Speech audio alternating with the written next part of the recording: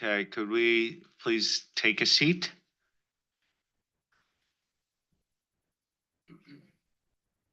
I think in an effort to show how agile we are, we're gonna approve the project proposal and get straight to work today on 2410. Are our partners in Australia and New Zealand joined us on the Zoom? Okay, they're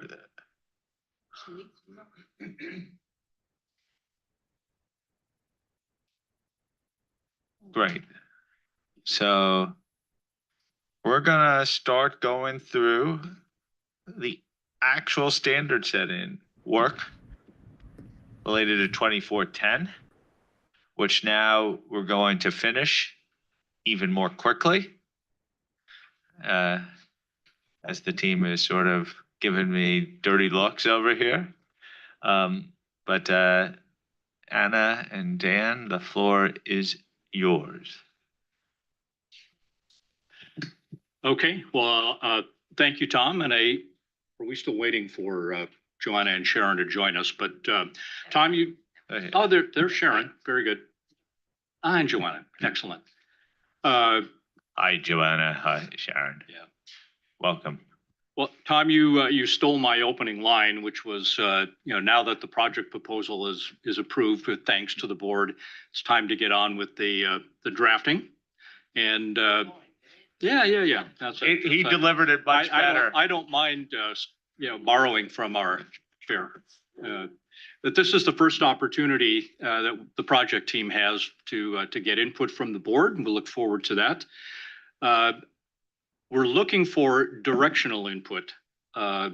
Just remind the board that we can always refine the words, and I'm sure there will be further refinement as the drafting moves along. So we needed a starting point, and so we actually have some of this selected drafting for you. And a few of you did submit some comments offline on the drafting, and thank you for that. The project team has already had a look at those comments and started to think about some responses. But now that our colleagues have joined us, Anna and I do want to acknowledge the great effort and work that's been done by Joanna and Sharon as part of our project team. Just tremendous. It's a good team despite the geographic differences, and we also acknowledge obviously the great direction and support from Renee and Misha as well. We also should acknowledge our project board members. We've had some very good discussions with Robert and Wendy, and we will continue to do that as we progress as well. We have a fair amount to get through in 2 hours today, so we're going to be a little judicious in how we manage the time. And but in particular, we want to make sure that we give Sharon enough time to go through and get input from the board on some of the reporting matters. So if we go to the next slide, very quickly, we don't need to rehash the project proposal, but just want to remind the board that the underlying public interest issue that we're trying to address is the inconsistency in practice that has been observed in the performance of interim review engagements. And the overarching objective then of the project is to establish a global baseline for consistent performance and reporting on these engagements. So how are we going to do that? In the next slide, I referred to this yesterday. This is a slide that was shown to the board in March, and the project team would like to keep the board's focus on these sources as we go through not only today's discussion, but going forward in the drafting. That the principal sources for putting the drafting together, obviously we looked at extant 2410. It's out of date. It's not in clarity format, but that's not to say that there aren't some requirements, the bold letter requirements, and some of that application material or the guidance material that isn't still relevant today. Well, look first to and have looked to 2400 because as we told the board, 2400 and 2410 are the two engagements as part of the IAASB suite of standards that deal with reviews, limited assurance engagements for historical financial information. We'll also, as appropriate, as noted in the project proposal, look to other standards, and you will see in the drafting just a smattering of things that come from some of these other standards, assurance standards. Then we'll look to specific topics in the ISAs. This is part of issue 2 in the project proposal of responding to stakeholders' input that there's a lot that has happened in the ISAs since 2410 was originally issued. And therefore, some of those topics may be relevant to interim review engagements, but the notion of proportionality is key here. And then obviously, we also want to look at jurisdictional standards revisions. There have been a number of jurisdictions that have revised their version of 2410, and we can learn from those as well. So if we move forward, it's time to start talking about the material. One more. So we're going to jump into section A of the agenda paper, agenda item 7. And this really is starting to address issue 1 in the project proposal, dealing with principles and concepts. The project team had some discussion on this, and we thought the best way to get initial board input on this was to actually provide an initial draft of the introduction of to the revised standard.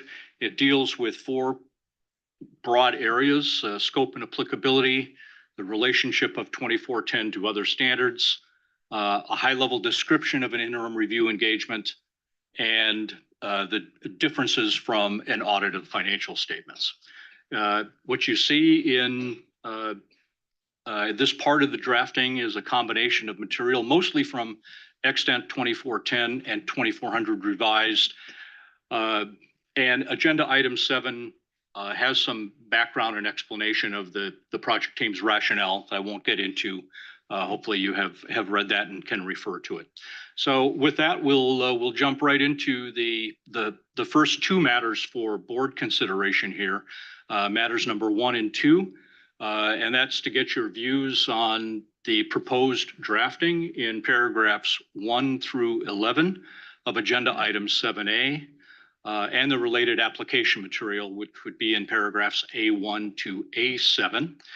And then secondly, please comment on whether there is, what else might be needed in order to address some of these principles and concepts. The project proposal, as you recall, recognizes that the project team would think about other ways to address some of the lack of clarity out there on what this engagement is, how it differs from others, but also recognize that it doesn't have to be in the standard, that it can be through non-authoritative materials as well. So Tom, with that, we want to open the floor for input from the board on these particular paragraphs. Thanks. Okay. Anand. Thank you, Tom.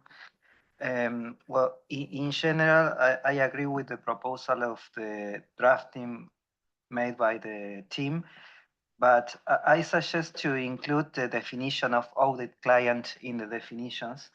I understand the rationale for not changing the term, but maybe including in the definitions of the standard could be clearer for reinforce the nature of the engagement. Thank you.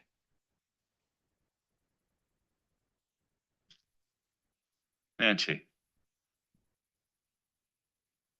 Yeah, thank you, Tom. So Dan, I have comments on 3 paragraphs. I apologize. I probably should have sent that to you in advance. Just didn't have the time to do that. So paragraph number 1, you've chosen to remove the reason to call, to stay with the term auditor, it would seem to me and a number of people reading it that it would be important to keep it.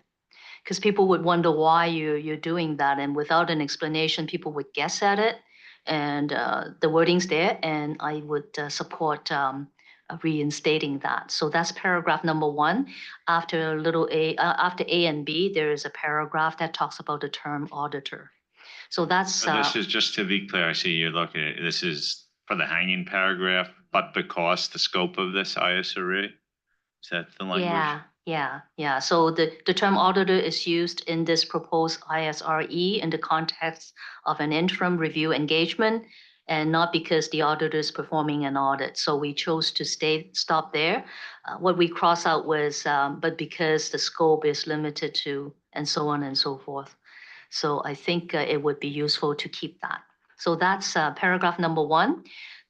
The other comment is really about 10 and 11 and talking about the difference from an audit of financial statement. So really, when I look at 10 and 11, 10 seems to be talking about the fact that because it's a limited assurance engagement, we're not getting to a conclusion, right? Audit opinion, but rather nothing come to our attention. And then paragraph 11 seems to focus more on the difference on the level of work effort. So that's the principle I'm working with. So in paragraph 10, it's missing something in the sense that we're not putting out the terms limited assurance vis-a-vis reasonable assurance. The limited assurance, I think we're fine because right from the get-go, paragraph 7 said this review is a limited assurance engagement. So it's already explained and it comes before paragraph 10. But what we need is a little bit more on the audit.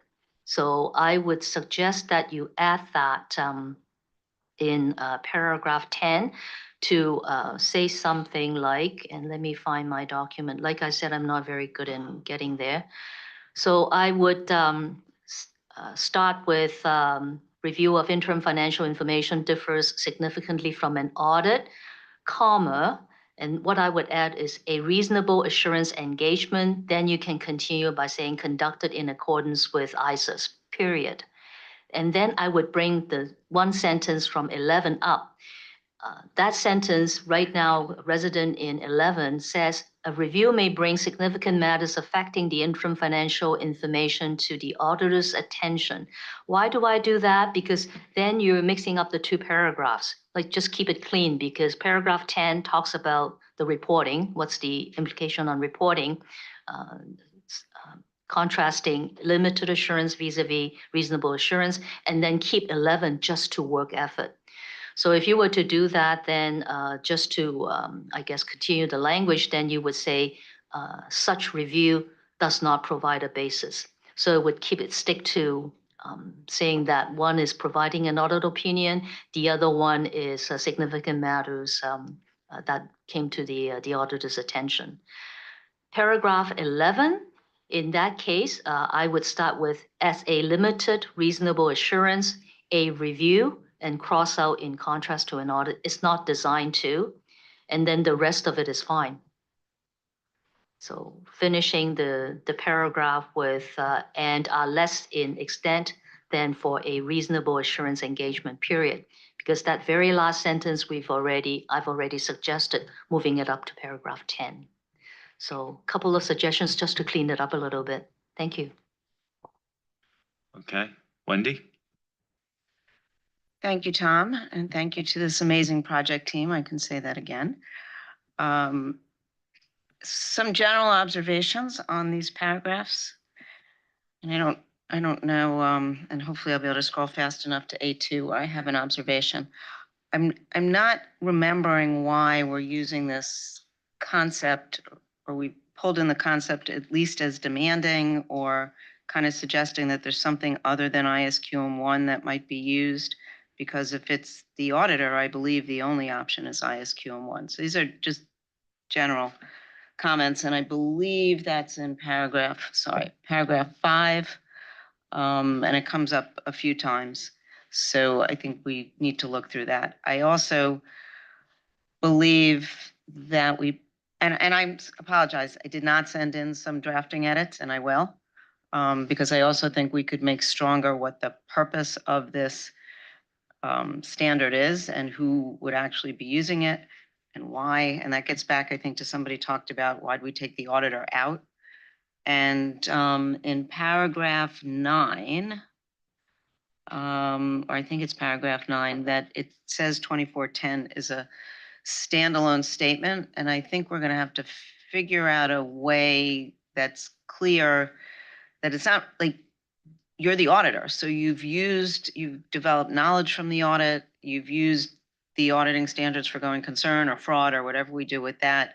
So once we tease that through, I think there might need to be an appendix that addresses the other standards that might provide guidance or have, I don't know. I'm feeling like it's not the same as ISO 5000 where I'm not going to the ISOs. This is inherently related to the ISOs. In fact, I think I made an observation during one of our meetings that I thought it should be in the ISOs and not separate in a review standard.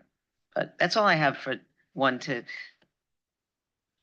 11, and I do have a comment on A2, which says there's a parenthetical in A2 that I didn't understand, and it is sometimes referred to as an audit level understanding. So I don't know if that's necessary, but maybe it ties into what I said about how we link into the auditing standards. Thanks. Thank you, Wendy. Josephine? Thank you. Thank you, team. So on A2, I think changes here should be restricted to terminology and phraseology that we already know, understanding entity environment. This audit level, in my view, is the sort of language useful in communication, but not so helpful in terms of principles, standards, regulation, enforcement, sorry. And it doesn't really clarify the difference between limited assurance and reasonable assurance engagement in the standards, even though I know exactly what you're talking about.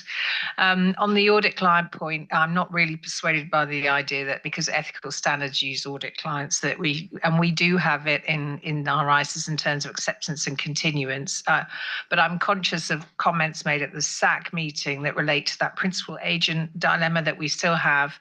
And so it doesn't make sense to me to continue to exacerbate an issue we could actually deal with quite quickly. We should really remove it. In fact, it probably should come out of acceptance and continuance, but that's another issue for another day, really, don't panic. But so if we can use other words, that would be great. Thank you. And then paragraph 3, and I mean, not going to die and ditch over this, but I felt it was clearer before, the language for paragraph 3. I know you're trying to align it the way we've written 2400, but I feel like now we've got 2 positives and where we had a negative and a positive. So, you know, I mean, if no one else raises it, then fine. But I think it was actually just better where it was before. But other than that, great work. Thank you very much. Oh, that was paragraph 3. 3. Thank you. Sorry. Shayu? Thank you, Tom.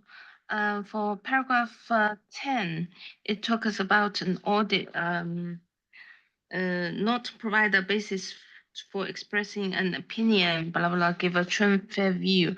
I just want to clarify, because in an audit, we have a true and fair view or a compliance, true and fair opinion or a compliance opinion. Maybe we should also provide for both scenarios here. It's a minor point. And the paragraph 11, it's extracted from 5000, talking about limited assurance and the reasonable assurance.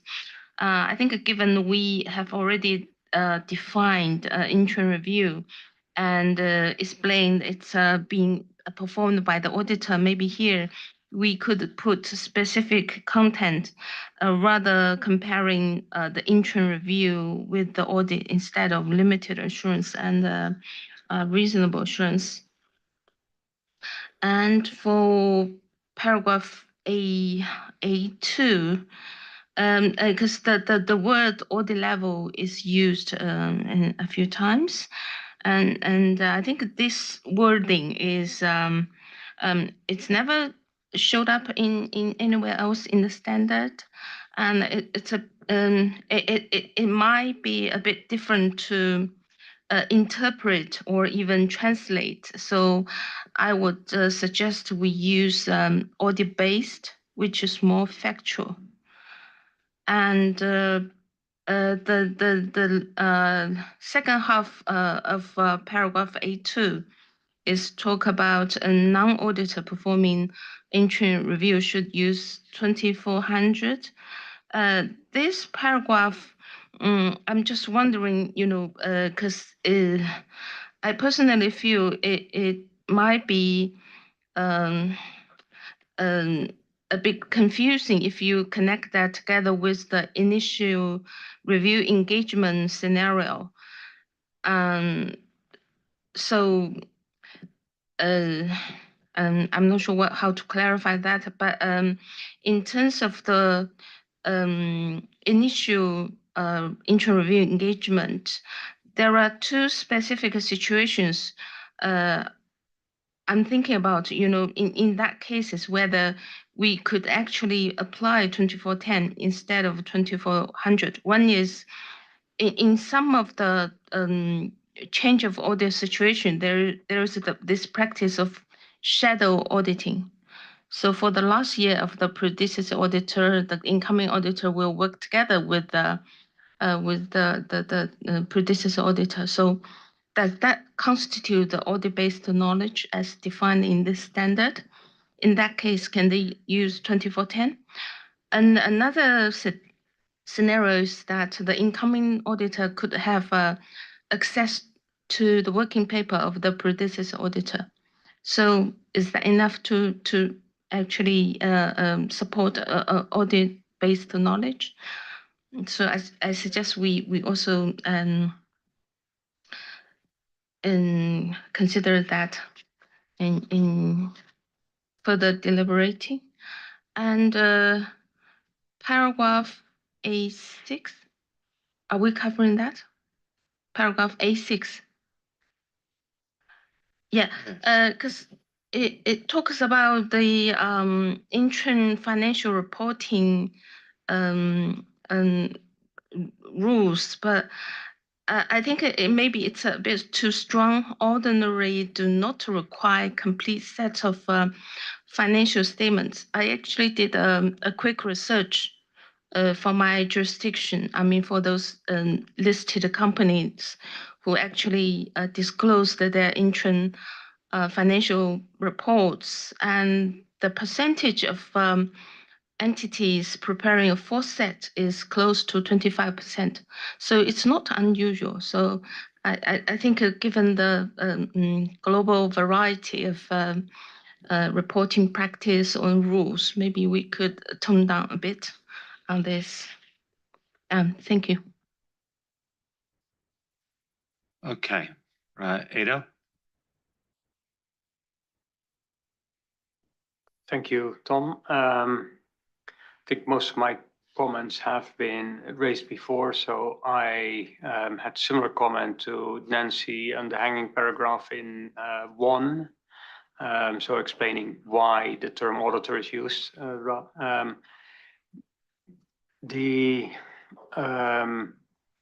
Yeah, and then Xiaoye already explained the text pulled from 5,000 about limited assurance engagement and reasonable assurance engagement. Just make that a review, limited review and an audit.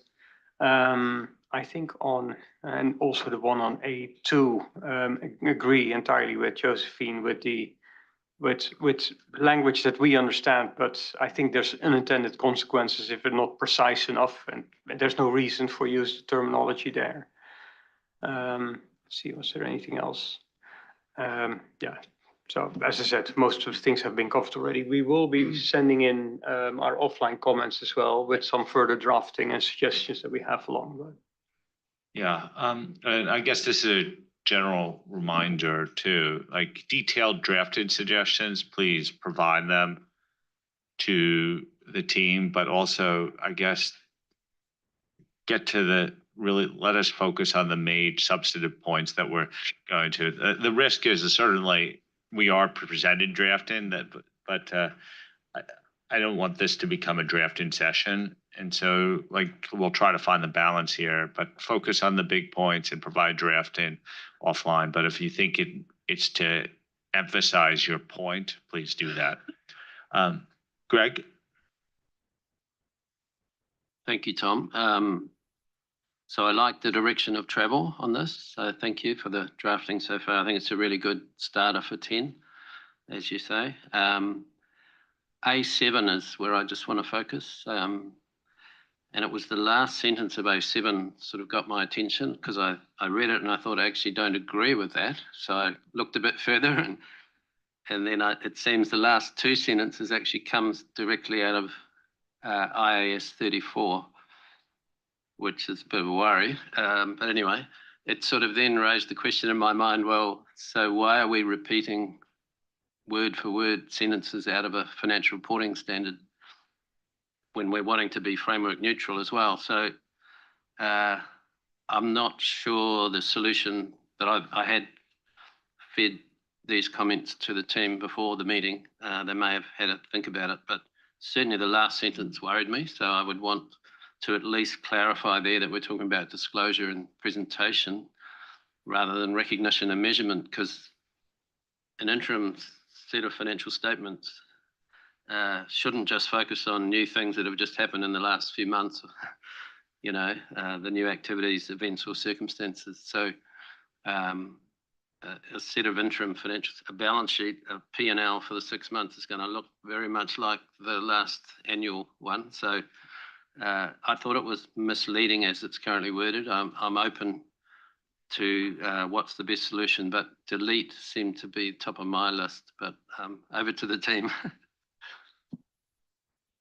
Christian? Thank you. I have one comment on paragraph 6. Paragraph 6 states that the standard assumes the auditor complies with IASB code, but this may be repetitive since paragraph 21 already requires compliance with relevant ethical requirements. So perhaps aligning with ISRA 2400 could remove this duplication. Thank you. Thank you. Akiko? Thank you, Tom. Yes, my comment is only for the term of audit clients that Hernan and Josephine mentioned. Yes, I have a kind of a big concern to use this word, but I know it's already used in a normal business. So this is not only about this maybe on 2410 project, but more broadly. This terminology gives the impression that auditors work preliminarily for the entity rather than serving users and more broader public interest. So, and I hear the same concern is raised by investors and regulators as well. So, and also this word comes from because the audit fee is paid through entities, but they ultimately serve the interest of the public interest. And I think a lot of investors, for example, equity investors, they recognize the audit fee is their shareholders' cost, for example. So that's why, in my view, terminology is very critical to how people understand this very unique structure of the audit. So I recommend reconsidering the word. Maybe we can use the audited entity. Yeah, it might be a little awkward, but in Japanese, when we translate audited entity, it's more hard to pronunciate. I know, but still, I think it's better to reconsider. Thank you. Robert? Yeah, thanks. Most of my comments have been said already. You will get some offline comments. With respect to number 6, which already was mentioned, I think we also need to align this with 15F. We're going to get to 15F, it's in the definition. And with respect to number 10, it's been mentioned compliance framework or fair presentation framework. I believe the content of number 10 may need to be revisited after we had a discussion on fair presentation. Thank you. Thank you.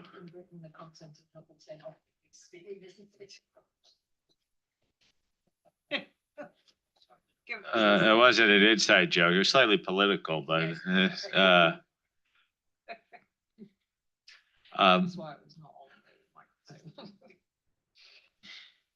okay, despite Josephine's outburst, we will continue on.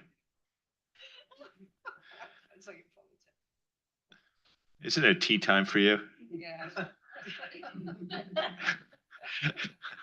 Okay, Dan and Anna, before we get in real trouble over here.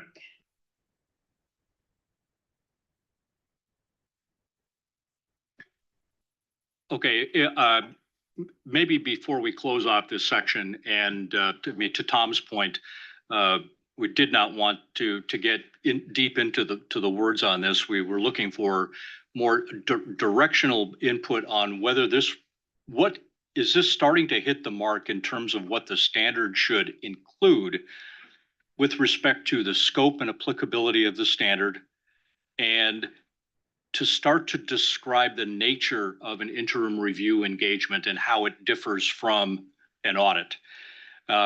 We thought that, as shown here, some of the material that already was in extant 2410 did a pretty good job of that. Now, obviously, there's some concern about the words, even the current wording in 2410. We'll have a look at that.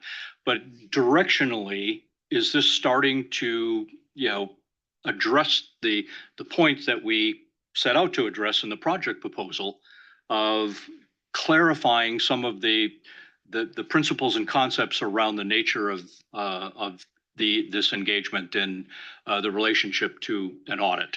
And if so, then the project team will continue to go in this direction. We'll take on board your comments today. Please do send in any further editorial suggestions. The application material, by the way, was just a starting point. The issues paper indicated that some of this was borrowed from a staff alert that was issued a while back. So again, it was intended to say, is this the kind of material that is helpful in the standard in terms of describing what these engagements are all about? I guess that I'm glad you clarified that, but I think it's really important, particularly for those observing us, is the direction correct? Implicit in many of the comments were detailed commentary with some nuances, and that it seems like implicitly people are saying that we're on the right track here. Is that correct? There were a few issues that were suggested and we need to take account on, but it's not like we should blow up this work and go back to the drawing board. Am I reading the room right? Okay. Enough? I guess we wouldn't provide drafting comments if we didn't agree with the direction. Right, that was my point. But I do think, this was germane to a little bit of Mark's comments yesterday, is like sometimes by focusing on the weeds, like we want to make sure that we're getting the general direction and public interest objectives of the project right. And this is reflective. Good. Yeah. Thanks, Tom. That's a helpful point for the project team. And I guess if there's nothing else, Anna will. Question two, I don't know. Sorry. Did we take both together? The second part again. Well, I'm guessing that you've also answered question two, Right. As a part of this, that if there was anything else that you thought was necessary, that you would have raised it. So, or it's coming in suggestions and drafting. Yeah. Okay. Yeah. Okay. Okay. Yeah. Thank you.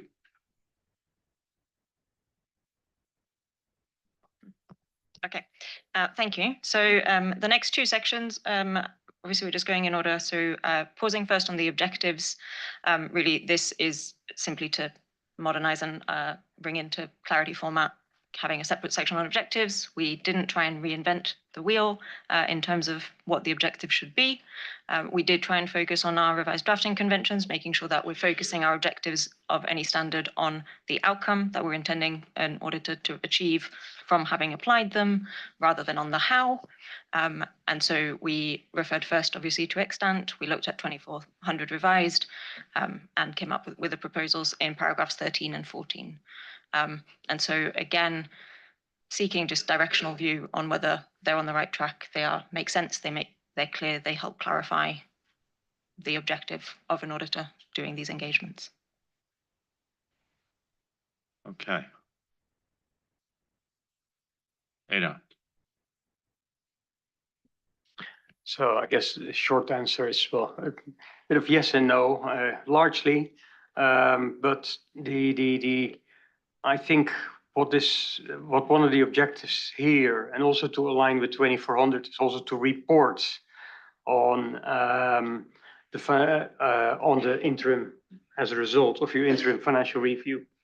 So the reporting bit I was missing, and that's also in 2400, and it's also in I believe in 700.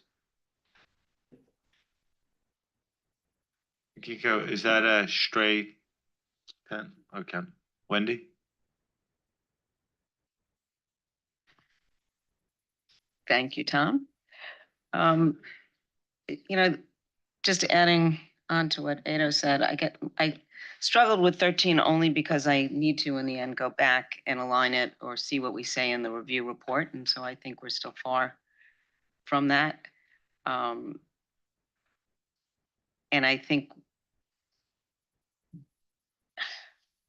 I'm going to leave it at that for now. It's the objective has to come through in the report, right? So we have the objective here. It says to obtain limited assurance. I don't think we're going to say in the report the words limited assurance in the end, but we are going to come to a conclusion. But I got a lot of mixed feedback on the reporting, which would then tie back into the objective. Josephine? For the sake of variety, as always, I was actually perfectly happy with the objective. I thought you'd written it very well. So I'm very comfortable. So hopefully it will stay fairly similar to how it's presented. Thank you. Any other views on this? Or is silence being taken as support in general for the objective? Okay, so note that the great majority of the board seems content with the direction of the objective. Okay.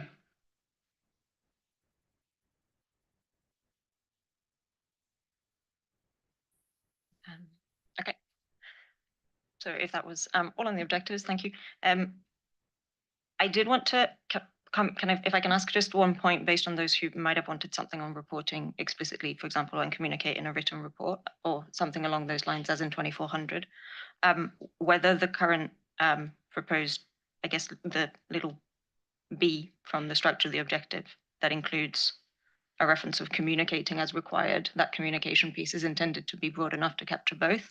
And I just, maybe offline if we can have views on that comment, unless you wanted to respond to that, but it was intended to be captured rather than ignored, was the only piece I wanted to come back on.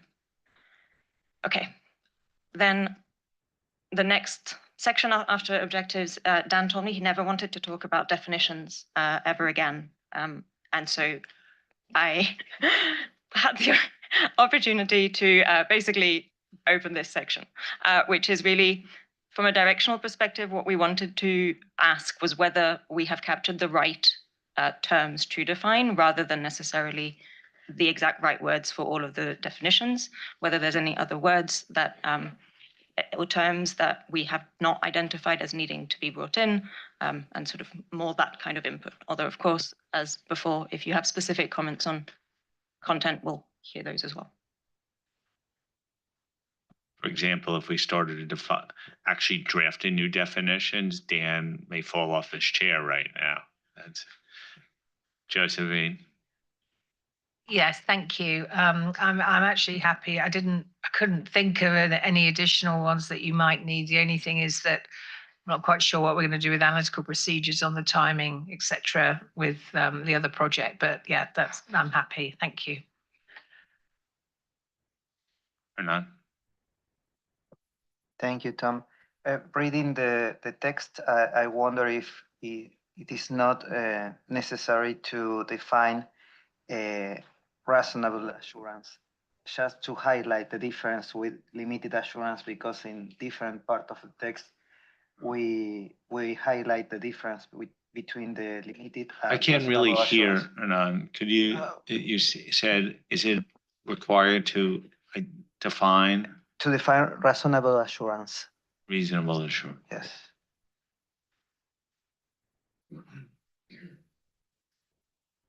Mark?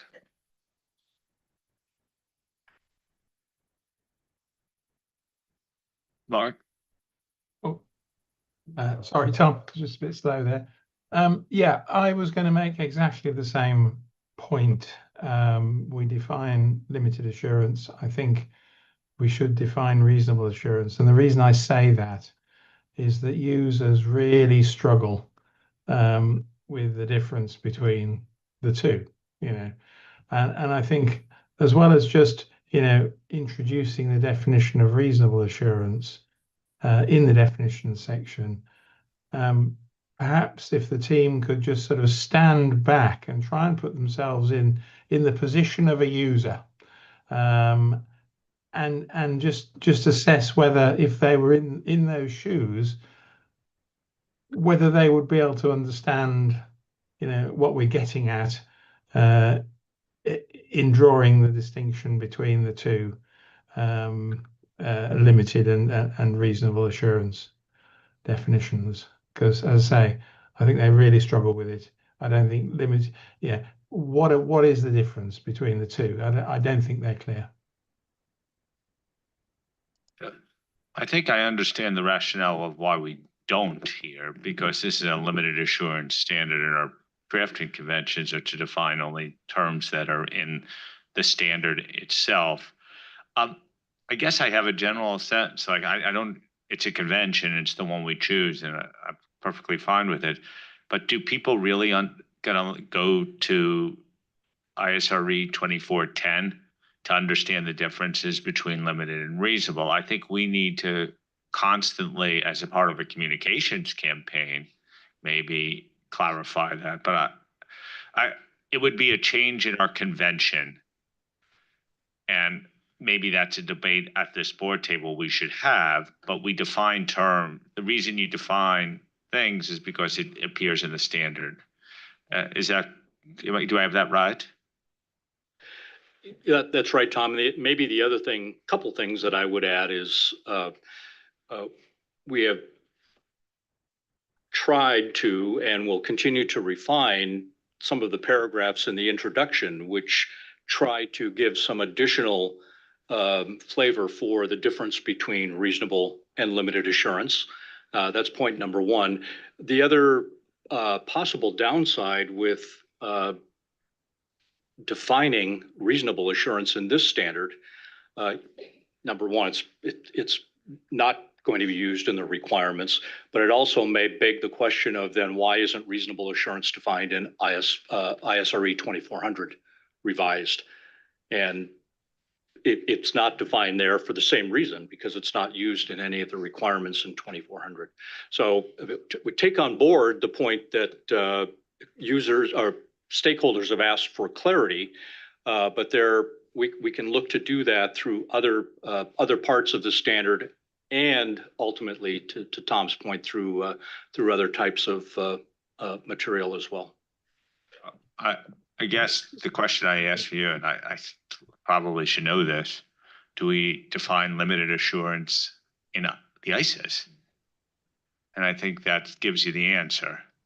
That's the converse to it. But I like, we could have a real debate about this. I'm not needed to, I'm just stating what our position is today. Does anyone, like physical hands, want to come in on this topic? I would agree with where Dan is. We already in paragraph 11 indicate what the difference is and that it's substantially less or significantly less than reasonable assurance. So I'm perfectly happy by not defining reasonable assurance here. I actually think it would probably cause more harm than it does good. Anyone else? I see Mark will come in a second, but I want to give the board, do people have a point or not and raised it? Are you convinced by the response of our position, or would you like the position to be changed? Listen to Dan. I believe that we can explain the difference in other part of the standard. It's not necessary to modify the definitions. Thank you. Amara? I mean, I like paragraphs written in direct form. I always feel that when we do in the negative form, we can bring problems. So here we are talking the negative form, right? A review in contrast to an audit is not designed to. Why don't we say what is designed for instead of mentioning reasonable assurance, and then this problem would go. So a review is designed to, and that's it. Okay, Nancy? So I'm with the group that thinks that a definition of, defining reasonable assurance in this standard might not be helpful. So I'm in the camp of not having it there. I think paragraph 10 and 11 highlight the differences, right? So one paragraph said you're going to get a different outcome. You would have a conclusion, an audit opinion, right? Against if it's a fair presentation framework or compliance framework, if we want to go there. And then the other one gives you a negative assurance, like, nothing come to my attention or, bring anything significant to your attention. And then the other thing is the different level of work efforts. So I think it's explained in both paragraphs 10 and 11. And I don't feel comfortable with introducing and trying to explain reasonable assurance in this standard. Wendy? So I had put my card up to say I love definitions, Dan, and I was perfectly content with the items here and didn't think we needed to add anything. Based on this discussion, I'd be perfectly fine to take out limited assurance. I had in my notes to propose some edits, so I won't have to do that if we're taking it out. That's not what we're talking about. The question is should we define reasonable assurance? No, absolutely not. Okay. But I didn't get to give my comment on. We're dealing with this one topic. We're not done with this section yet. So you guys, Okay. That's why I was asking by show of hands here. It looks like you want to come in. Mark? The direction of travel on the board is pretty clear, I think, on this one. As a sort of last ditch, I think probably what I would say is, you refer to reasonable assurance in the definition of limited assurance as it is currently worded. I wonder if a perhaps compromise could be a cross-reference to where the definition of reasonable assurance can be found elsewhere in the standards, rather than defining it in this standard as well. Well, I think the team is nodding and we'll ruminate on that one and see what the implications. I don't know what from a drafting convention or unintended consequence of that, but we'll definitely take that suggestion back. Okay. We're not, because you want to come in on this point? Okay. Just thank you. I agree with Mark on the fact that it's a fundamental issue, this difference between reasonable and limited assurance, and we have a lot of discussion, for example, on ISA 5000, especially in Europe. But I don't think it's a question of definition inside this standard or another one. I think it's a question of, it's an educational issue. We need to educationate stakeholders and to give some education about what is the difference between the two. So it's not a question of definition, it's a question of education. Thank you. Okay. I think we got a little bit clarity on direction on that one. I thought it needed to be aired. So now Wendy, you can come in on your other comments. Lost track of where I was. Anyway, You've lost your chance to comment. yeah, no, the original question is, what do we think of the definitions, right? So I am happy with the definitions. I'm happy with the discussion we just had on limited assurance as well. And I will send in some edits only on D right now. Thanks. You know, So the only question I had in respect of the definitions was, given that we talk about engagement risk in the limited assurance definition, whether we should define it as well. It is defined in 2400. So it's not a big task, but anyway, it's not a big deal, but it was felt a little bit out of sync. okay.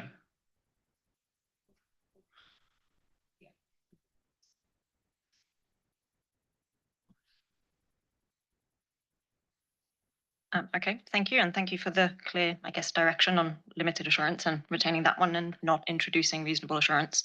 At this stage, we do take the point on other ways of continuing to clarify to various stakeholders the distinction and the scope of engagements. That is a specific action in the project proposal that you approved hours ago. So we'll get on that at some point in our timeline.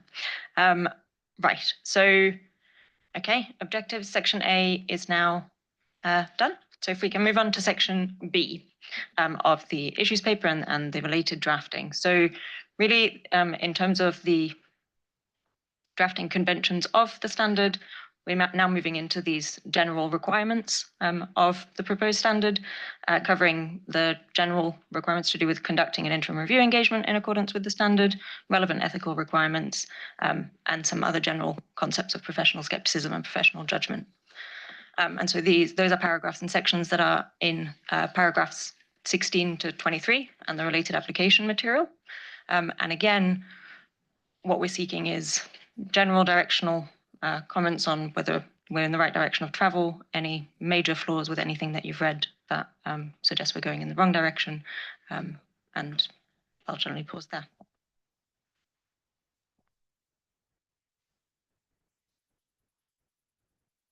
Okay. Wendy.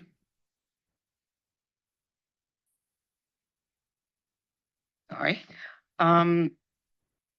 I think I just need some clarification. I'm not really clear on why we need 19 and 20 and the related application material in this review standard. And then the general comment that I made earlier about the relevant ethical requirements, we seem to have some inconsistency on how they're referred to. And I'm not sure in this case why it wouldn't always be IAASB. There seems to be some looseness around, maybe there are other ethical requirements that might come in, and that's in paragraph 21. Okay. Billy, did you want to come in on this? Yeah, maybe Tom, and this came up in some of the earlier discussion as well about QM. We just need to all remember that even the ISAs are premised on the fact that you comply with QM1 or requirements that are at least as demanding. That's in ISA 220 paragraph 3. And equally, the relevant ethical requirements is the IAASB code or requirements that are at least as demanding. So all our standards are premised on that. So this standard would rely on ISA 220? No, that's why we have to, that's why we brought the premise in the introduction section and why we have it here again, because it's presented as a standalone standard. And so every time you will see every standalone standard, we re-emphasize that premise of QM and relevant ethical requirements.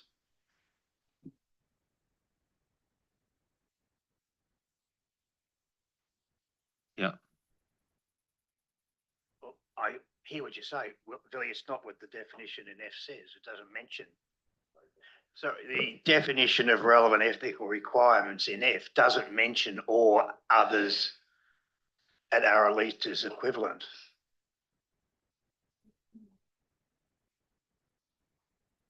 Bill, yes, it basically just says that in a different way. And that's because it says together with national requirements that are more restrictive. Okay, all right.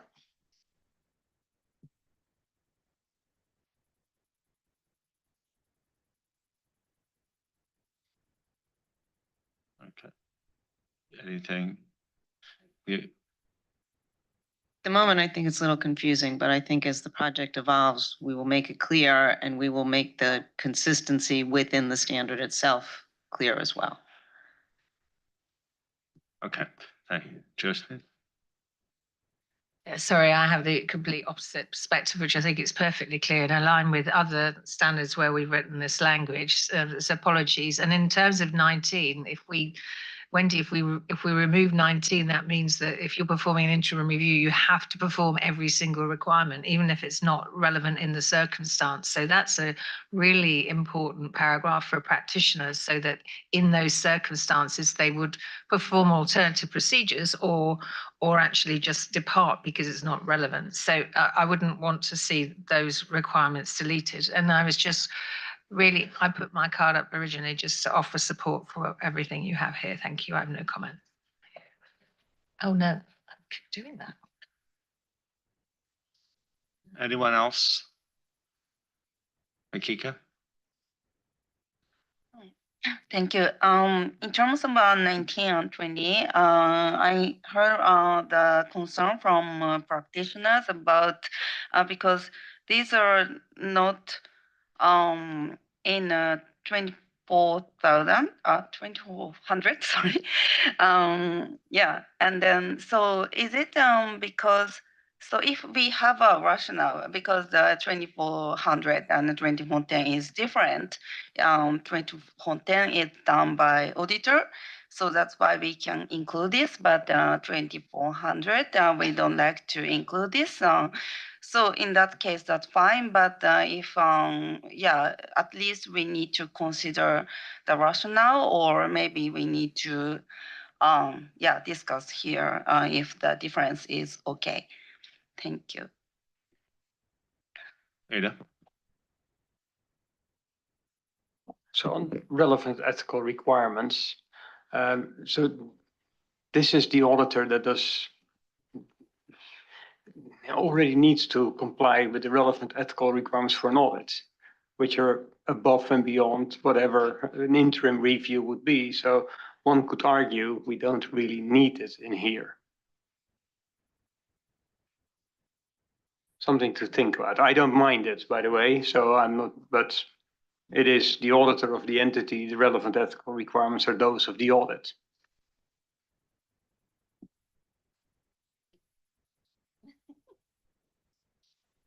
Yes? Maybe that's what it should say, meaning you're already the auditor, so you're following the ethical requirements, and then we don't need it throughout. I like your point. Maybe just to come in on that, because I mean, the wording like that is in the requirement in 2410 today. The project team looked at it and said, well, why not make this more general? Because some ethical requirements or codes might have audit and review requirements for audits and reviews together. And that's the way the application material was set up. So the requirement is just broad. You still have to comply with whatever the relevant ethical requirements are for a review of interim financial information. The application material then indicates that, hey, look, whatever set of requirements you are following may address audits and reviews together. By example, refer to the IAASB code. But to kind of keep this as framework neutral as possible, ethical framework neutral as possible, make the requirement broader and deal with it in application material. That was the thought of the project team. Any reactions to that? Yeah, okay. Greg? Yeah, I was just going to lend my weight behind what Dan's saying. I think this is a separate engagement we're talking about. And the general reference we've got, I would support keeping. I think it makes sense to keep them. Okay, so I think, Robert? Not to this one. I have another issue. Within 16 to 23? Actually, it's on the application material, but I think it's also entailed, right, in this discussion? Yeah. It's on A7, where we have the guidance on the difference between interim financials and annual financials and condensed financials.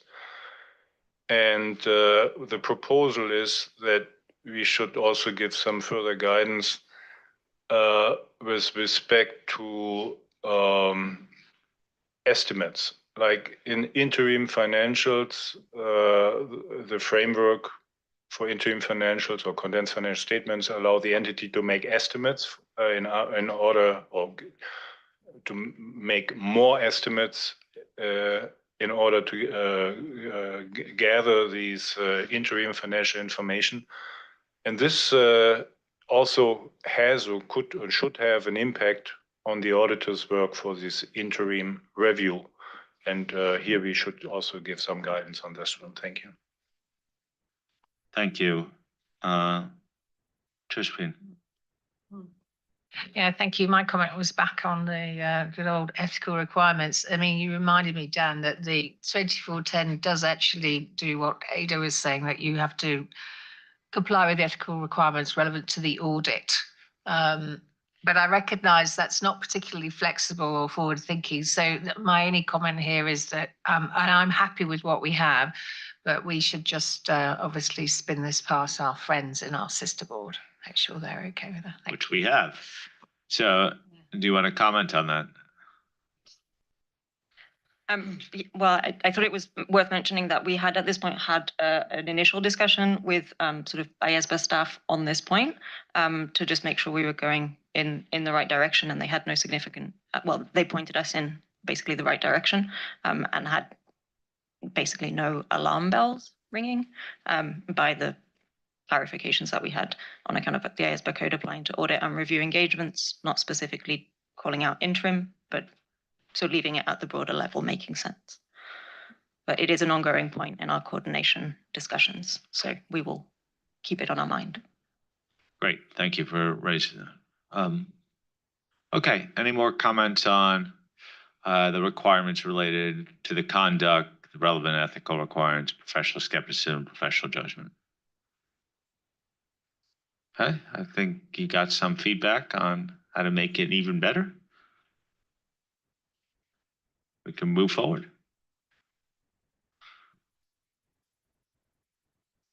All right, so that brings us to the interim review report section. So this is section C in the issues paper. And the project team has started to consider various aspects of the interim review report. These relate to issue 3 in the project proposal.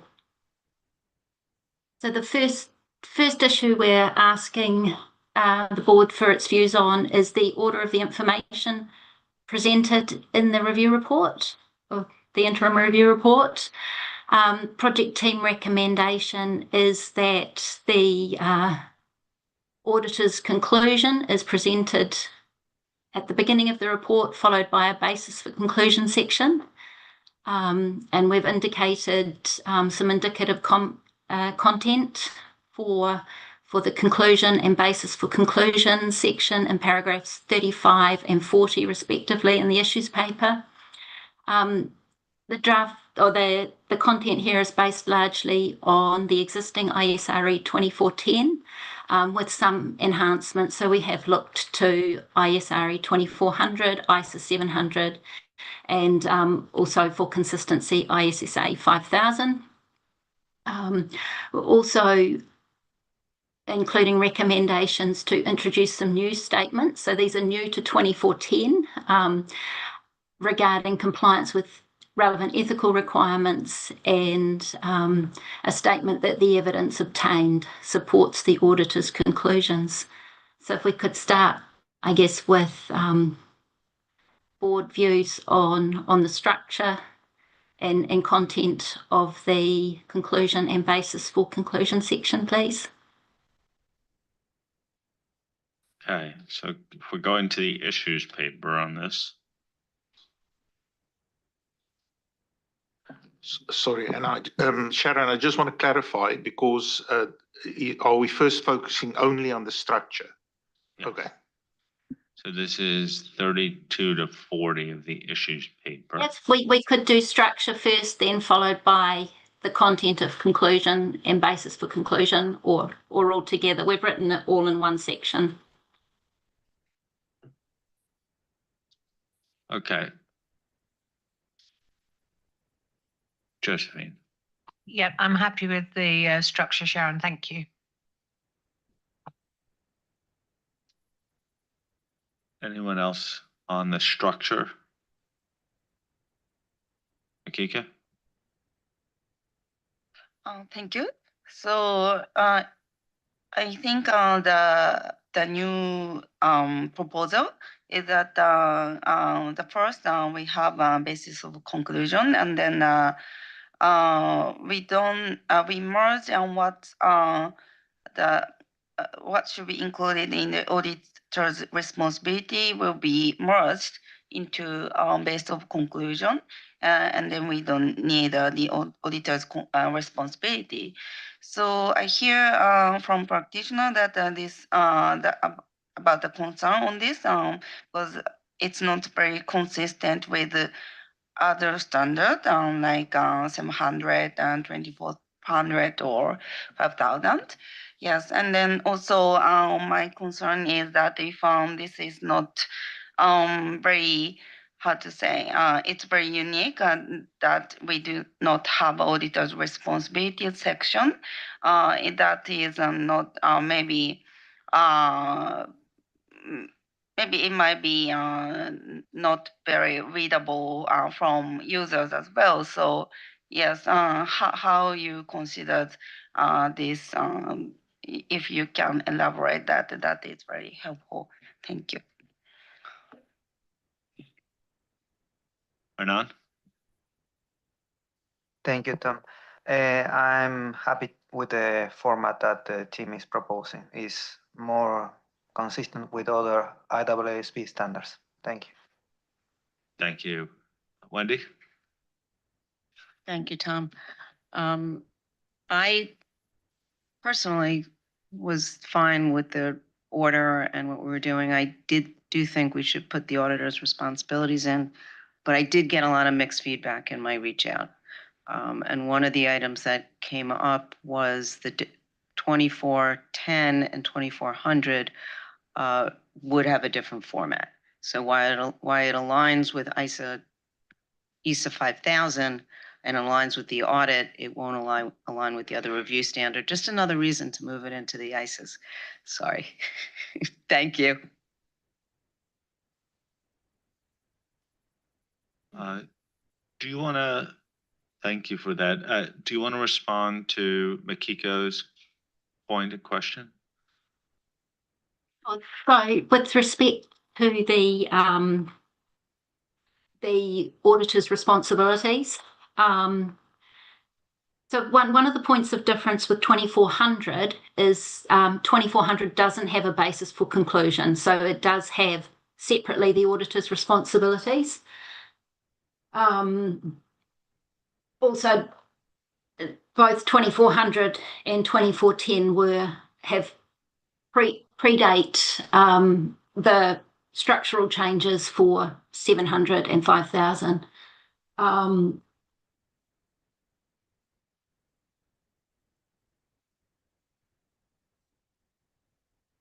Then another sort of thinking in terms of the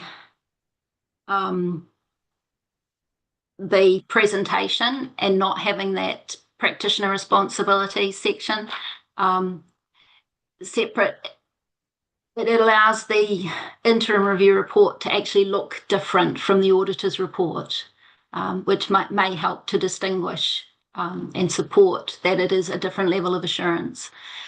But we can certainly, if the board feels that there should be an auditor's responsibility section, we can go back and relook at that. Billy? Yeah, maybe just to add to that, I think just to be clear, we do describe the auditor's responsibility. It's not that we don't describe it. It is just that, as Sharon has indicated, it's captured in the basis for conclusion section.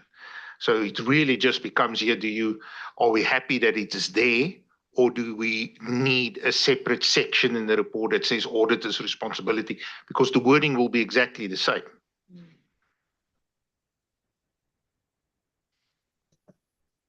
Yeah, I know that. Yes, but yeah, actually I'm quite neutral on this point, but I like to share that there was a concern from my stakeholder. Thank you. Thank you. Bill? Just to say I'm happy with the order. 2,400 was written in 2003. We've since had 700 and 5,000 and things have moved. So very happy.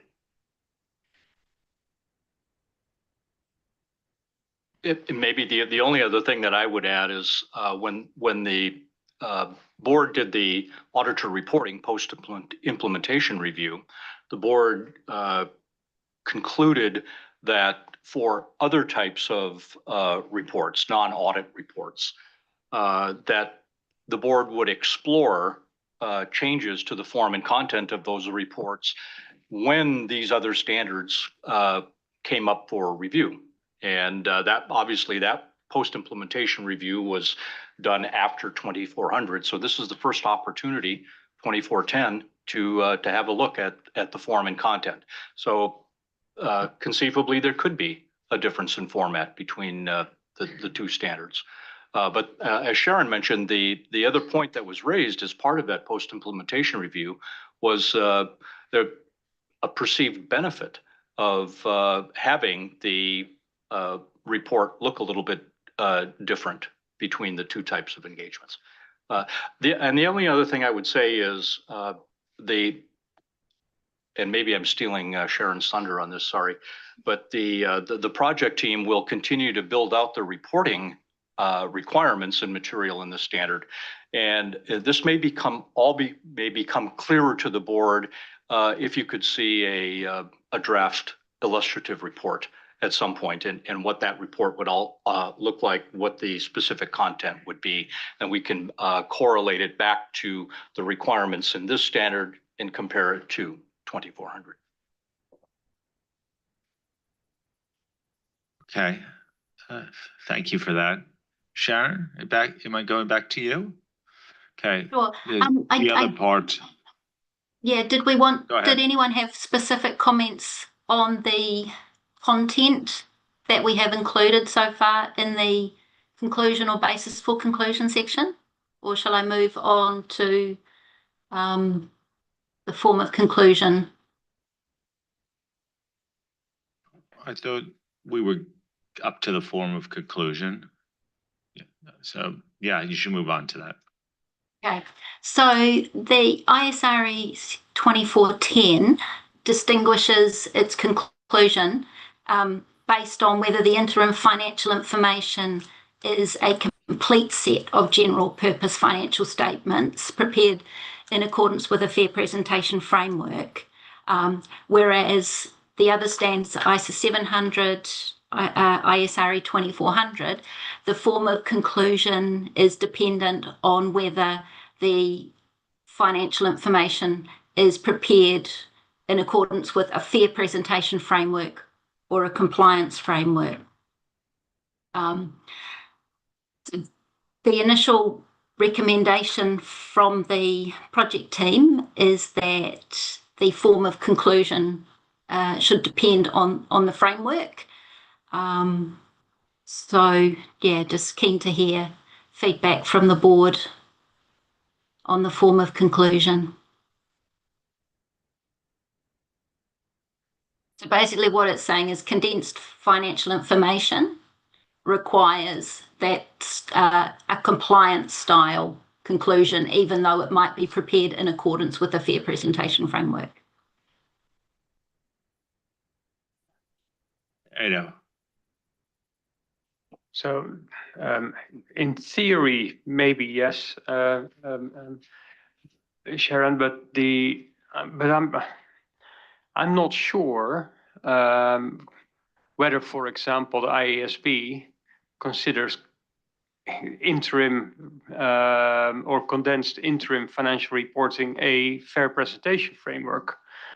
And I would like to understand what they think of it before, because if they don't think that interim condensed financial information achieves fair presentation, I would probably follow that line in here. But that was the stance of the board previously. And I think that we can only deduce that it was based on an understanding that condensed financial information does not achieve fair presentation. So that would be the rigor that I would ask for, is can we talk to the IASB and see what they have to say about this? So on that point, we have made some initial contact with IASB. So we are going through the process to get their views on that. And the only thing that I would add is, and it's mentioned in the issues paper, is IAS 1 is clear in the project team's view that the fair presentation requirements apply to interim financial reports in IAS 34. So and IAS 34 is agnostic in terms of whether it's a complete or a condensed set of financial statements. So the project team's takeaway from the wording in IAS 1 and IAS 34 is that the fair presentation requirements clearly do apply to a set of condensed interim financial statements. But we do want to liaise further with IASB staff. As Sharon mentioned, we've had a quick touch point, and actually we've had some exchanges, just in email exchanges in the last day or so, to set up a meeting in the next week or so to have further conversations on this. Okay, so Ado probably is in the camp of contingent support. Neil, conditional support, same idea. Neil. I just wanted to clarify the question. So Dan, you're saying that the IS1 is saying that it's a fair presentation framework even for 34, but our report is going to be a compliance-based conclusion. It's going to be a fair presentation. That's fine. So I'm in the camp of the conclusion needs to follow the framework.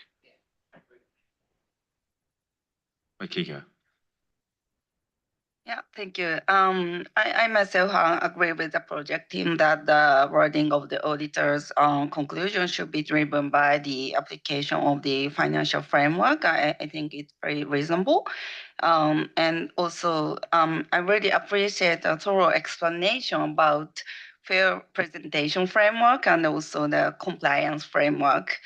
So my only concern is that it will be very difficult for people outside of maybe audit profession to understand the difference between the fair presentation and compliance framework, just with the difference of the presented fairly and prepared, as both are very natural sentences. So they just say, okay, it's just assured. Yes.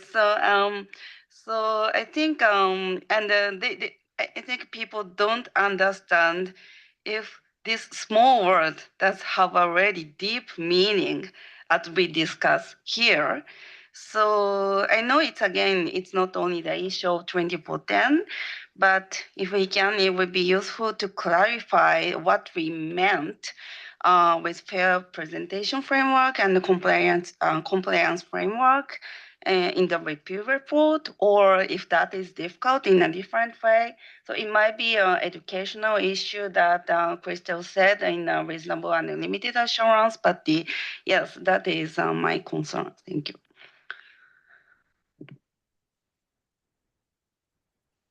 Josephine? So this does crop up, and I think it's sort of back to the conversation we had earlier about which Christelle articulated very well, which is that users of auditors' reports don't necessarily understand what reasonable assurance means. Well, I shouldn't say auditors' report. A reasonable assurance report or a limited assurance report don't really necessarily understand the difference between those. Those doing the work understand it, but one would hope, but the users struggle. So from that perspective, that our responsibility in that regard is really to sort of look through the lens of the user and articulate in a different type of communication what does that mean in practice. Now for 5,000, it's on our list of FAQs. Little reminder for Mr. Montgomery over there that we did promise along the way that we would do. And I think this is another area which does crop up where we're talking about a fair presentation framework and a compliance framework where people say that users do not understand the difference. I find this quite difficult because ultimately the financial statements are prepared in accordance with the financial reporting framework, which therefore sets what framework you are in, whether you're in a fair presentation framework or compliance framework. So to some extent, I feel like it's not necessarily the responsibility of the IAASB to articulate the difference between a compliance framework and a fair presentation framework. Nonetheless, it doesn't hurt to do something alongside maybe FAQ or a summary somewhere on our website when we're talking about these different types of frameworks. But this is a long-standing existing matter. It's in audits and it's in limited and reasonable assurance engagements. But again, it's not our framework. It's the financial reporting standard setters framework. So I think it's a good idea to think about communicating some of these differences. But if we were to do that, I want to do that in, alongside the IASB on that side, and then maybe Wolf can help me on the compliance framework side, because as I say, it's not for us to really make those kind of statements. Thank you. Mara. Thank you. It's interesting because I had this conversation yesterday with Shahul, and she asked me exactly this question. I have maybe a different view. I'm not in the position to respond in the name of the IASB, but if I go to IS 1, paragraph 4, in the scope is very clear. This standard does not apply to the structure and content of condensed interim financial statements prepared in accordance with IS 34 interim financial report. So that was the answer that I gave yesterday to Shahul. And we are talking about true and fair view. And then I go to IS 34 and paragraph 4 in the definition, they say interim financial report means a financial report containing either a complete set of financial statements, and I said to her, in some jurisdictions might be required a complete set, and then the complete set should be compliant with IS 1 and then provide a true and fair view. That's, I think, one of the very important points she made when she was talking about true and fair view. And it continues, as described in IS 1 presentation, blah, blah, blah, or a set of condensed financial statement as described in these standards. So the condensed, in my view, is not expected to provide a true and fair view.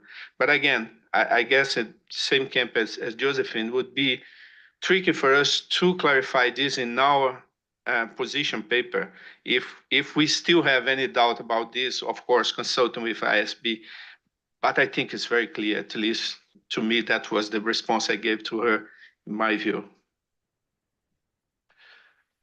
Amaro, thanks for that. And the paragraph that you mentioned in IAS 1 is at least the operative paragraph that the project team had looked to. And the first sentence that you mentioned indicates that IAS 1 doesn't apply to the structure and content of condensed interim financial statements. That's what IAS 34 does. It provides requirements for the form and content of interim financial information, including condensed or complete. The next sentence of paragraph 4 of IAS 1 to the project team was the most important because it says, however, paragraphs 15 to 35 apply to such financial statements, condensed financial statements. 15 through 24 of IAS 1 are the fair presentation requirements, which indicated to the project team that the fair presentation requirements in IAS 1 apply equally to interim financial information. So that Condense it, because yeah, that's the discussion we had yesterday. Because interim can be either condensed or complete set. So to condense it, it would apply of true and fair view or not. This is I think this is the point we are seeking a clarification, right? Ado's got the right answer. Let's just ask the IASB, and we intend to do so. Thank you. I agree. Show you. A related point to make is when we review an interim condensed financial report, how the conclusion would be phrased, because I think currently the expectation would be whether give a true and fair view or in compliance with IS 34. That's my understanding. But if you look at what the entities declared in their footnotes to the interim financial information, they actually split the recognition, the measurement, and the presentation. They would say the recognition and measurement are in accordance with IFRS, and the presentation is in accordance with IS 34. And that's the practice in my jurisdiction. So in that case, I have a further question, whether our conclusion should align with the entity's disclosure of their basis of preparation. Thank you.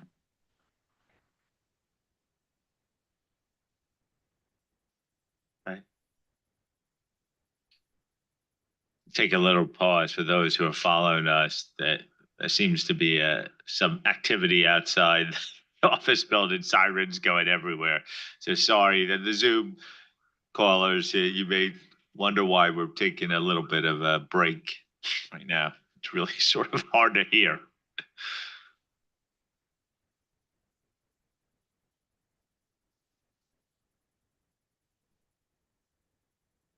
Welcome to New York.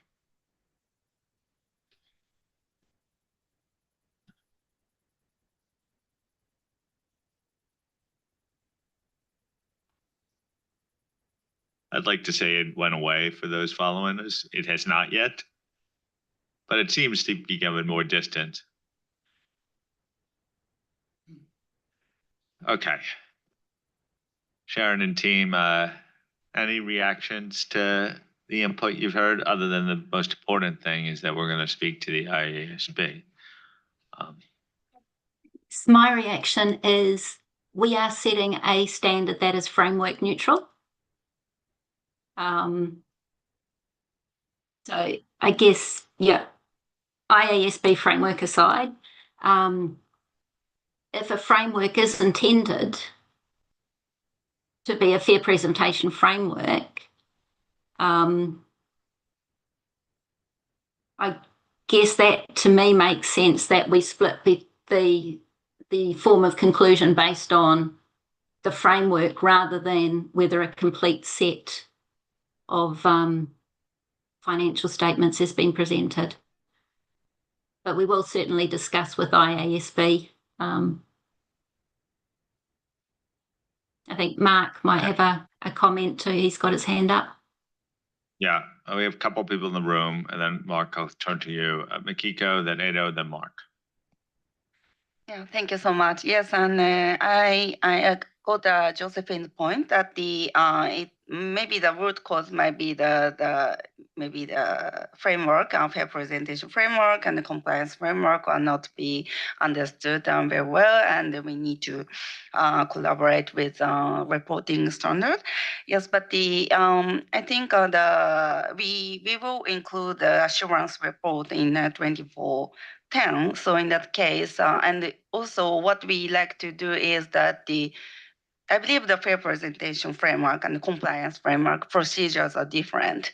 So this effort is not noticed by users, that is really the not that is not what we mean. So maybe if it's different from the root cause, but maybe if we can articulate, for example, not just by the fair representative like that, but that this is maybe using a fair representation framework or something, so which people can notice the how to say the item, so that kind of effort can be done by ourselves. Thank you.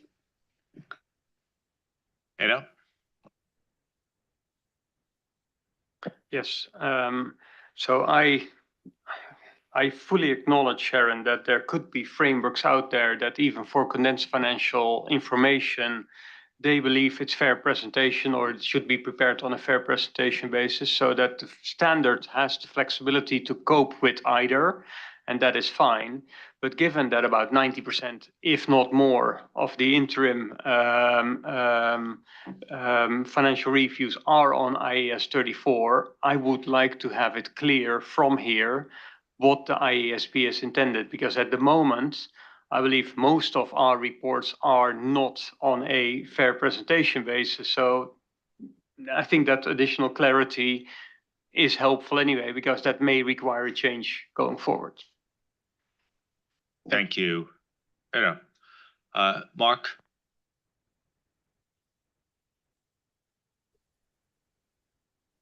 Yeah, I mean, I must say that my understanding of whether IAS 34 can give a true and fair presentation is very much aligned with what Amaro said, and certainly in the UK, the auditors' review opinions reflect that, because they say the statements have been properly prepared in compliance with IAS 34 and the listing requirements in the UK. So it'll be interesting to see what the IASB say, but I think I'm pretty sure that they'll say basically what Amaro just said. I'd also mention that I think when you get into true and fair view and what does it mean, that was certainly the subject of quite a lot of debate in the UK at the FRC. There were bodies individuals who at the time we adopted IFRS questioned whether a set of IFRS statements could give a true and fair view. And what I mean by raising that is that it may also be, necessary in jurisdictions to actually look at what the regulator's view is, as well as what the IASB thinks its standards mean.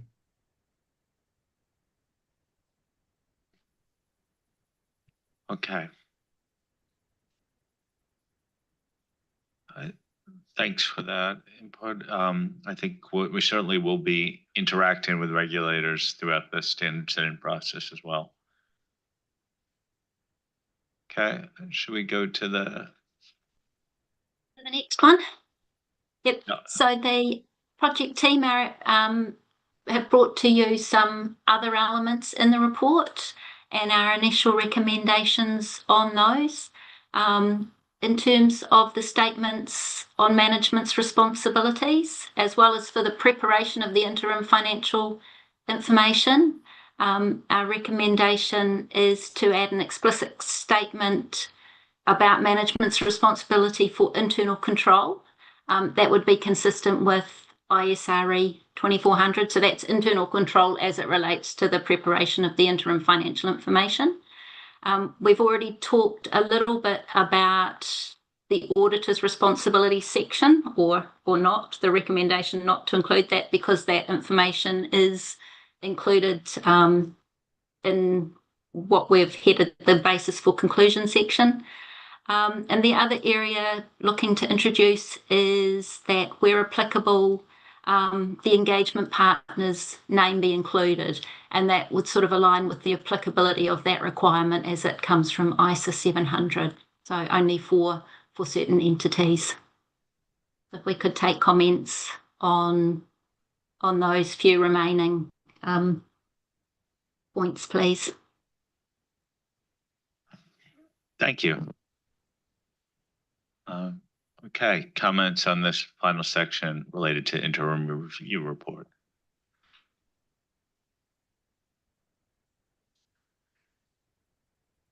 People are just taking a look at their notes here, Sharon. They're just.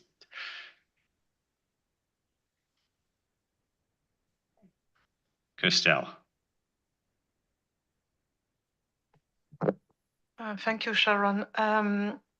I note that in description of an interim review engagement and its limitations, in the mention that procedures performed in an interim review vary in nature and timing from and are less in extent than for an audit, the word substantially has been removed from the old version. And I'm wondering if it could misalign users' expectation and the effective level of work actually performed by the auditor. Thank you. Thank you. Anyone else? Does that mean that the silence is support for the direction? Okay. I just want to make that clear to Sharon because it's hard for her to see the room. Hey, Sharon, any concluding remarks on the interim review report?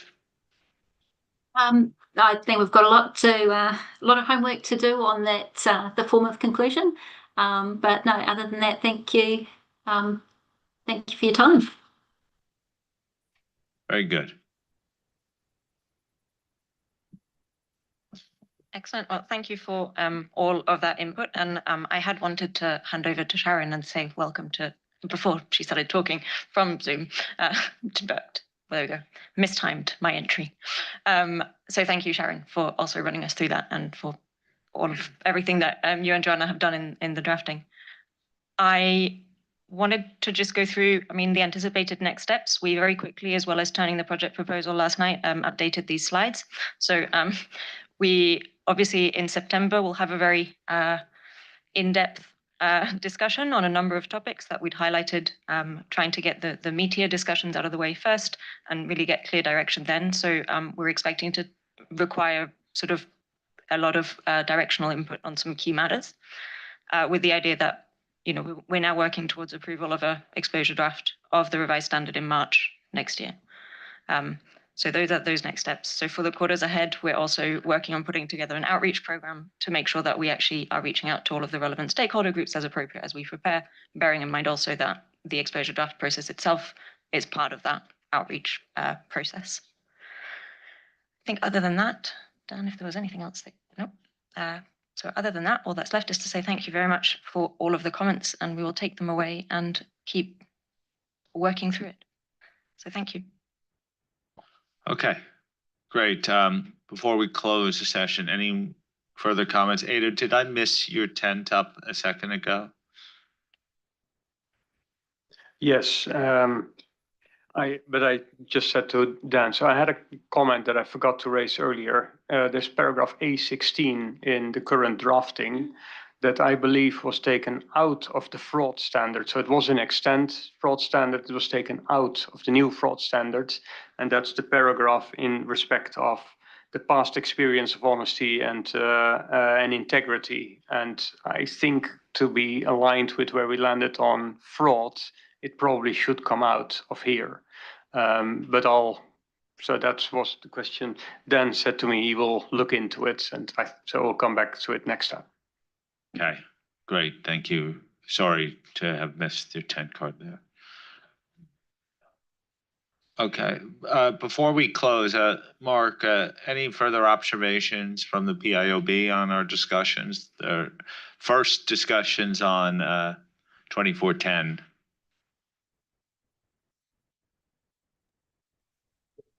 No, I think it was a good discussion. I did want to add just one perhaps plea from the heart on the actual review report, and that is to remember in drafting, example reports, the sort of the characteristics in the PIF, particularly of sort of clarity, conciseness, understandability. Audit reports on annual financial statements have become very long, certainly in the UK, and it is quite difficult to glean from them exactly what is said and being said and what is actually meant. So I would urge that the interim review reports are proportionate to an interim review rather than sort of becoming as long as a report on a set of annual financial statements. Okay, thank you for that. Any other comments? With that, I think we're going to bring today's session to a close. Remember now, we have a slightly different timetable, minorly different for tomorrow. We will start at 8:40 a.m. So we can get everyone out the door to make their flights if they need to make flights tomorrow. Secondly, the ISA 500 series team will meet after this meeting, and I don't know if the team wants to start sooner since we're done a few minutes early, but they're due to meet in the green room. I'll let you sort it out, but probably after a short break, make your way to the green room as soon as possible.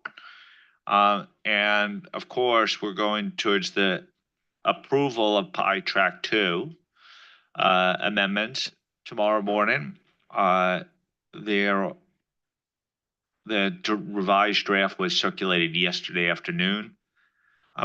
I don't believe this requires office hours like we do. Anything that you could have said, you probably could have contacted the team by now, but I think everything felt pretty bedded down. Tomorrow, remember, we're going to talk about the technology quality management work stream. We'll have a guest at some point during QM in the breakout, but we are going to come back to public session after our breakouts, after lunch, to close the meeting. The public session will resume at 1:20 tomorrow, at which time we'll be able to give some feedback to those following our proceedings. So there's transparency about some of the key things that we're working towards on our QM's technology work stream. So great day today. We got through a lot. Enjoy your evenings, and we'll see you tomorrow. Billy, you have anything more? Do you want? If you haven't received the latest agenda for tomorrow and you are anxious to have a hard copy, I think there's some on the table in the corner in there. So thank you very much and have a good evening.